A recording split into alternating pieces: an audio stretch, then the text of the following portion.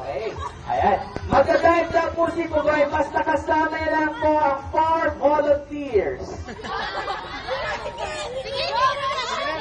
Pahit na kayo? Opo! Sige pa, sige pa. Okay, ayan mga kaibigan, eto na lang po ang gawin ni Pugoy para po sa inyo close.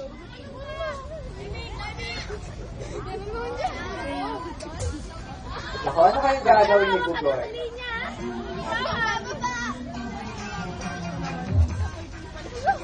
Ano kayong gagawin ni Pugoy? Watch out. Ayan, sa mga walang camera po, may photographer po tayo. Don't forget, may logo po ng Crocodile Park yun. At itugtog na natin ang favorite music ni Pugoy. Ano kayong gagawin ni Ay, Pugoy? magsasayaw siya. Dahil sa po ay sasayaw! Pagpapalit natin si Pugoy sa walang sayaw! At naka-smile si Pugoy habang sumasayaw! At Pugoy! Kepot Pugoy! Ayan!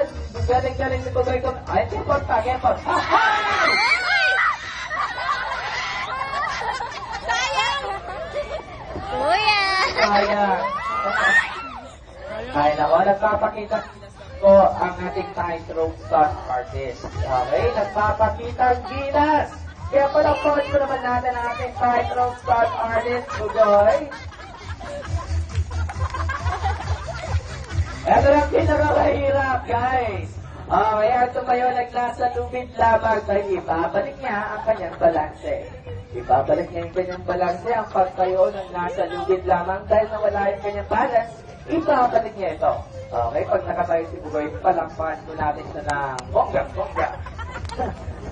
1, 2, and up! Palakpan po naman natin, Pugoy! Alright! Ayan, sa mga PE teacher, yan po ang dapat sa imbalance nyo. Okay!